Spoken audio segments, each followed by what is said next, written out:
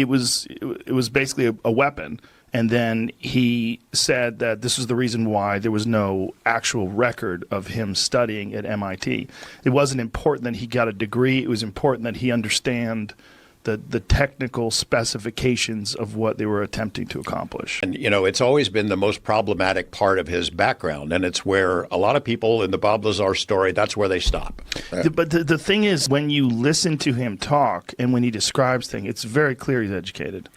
Oh, he's a brilliant guy. But I had always told him, and Bob, you're my friend. I want to have a conversation with you about these claimed degrees, because I didn't believe that he'd ever sat down. In those days, you go to a college like MIT or Caltech and get a degree. You've got to take classes in something other than science. I could not imagine Bob Lazar taking an English lit class to save his life.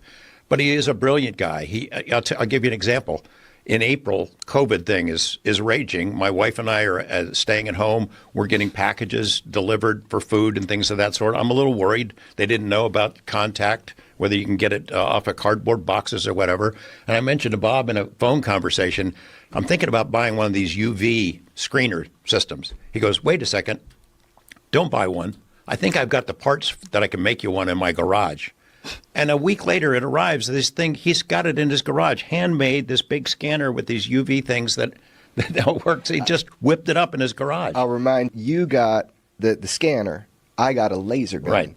You got a laser gun? I did, man. It is super powerful. So it's like a handheld toy that he retrofitted with a superpower. So I'm like lighting shit on fire in my house. So it looked a handheld toy, but it's actually a real laser? Toy with full noise, but he put a diode in there, and it's super powerful. Like it can light shit on fire. My wife hates that shit. So I got the laser gun. You also got the thrower, though. Lazar made a flamethrower. This is before your buddy Elon made flamethrowers. No comment, yeah, well, it's a massive he made flame. Obviously a very intelligent man. Yeah. When you listen to him talk, there's no bullshitting going on. When he talks about talks about undeniable concrete things, when it comes to science, when it comes to elements, when it comes to propulsion systems, he clearly knows what he's talking about. And the really confusing thing for people that are detractors is he really hasn't changed his story in 31 years. It really is the same story, and that's really hard to do.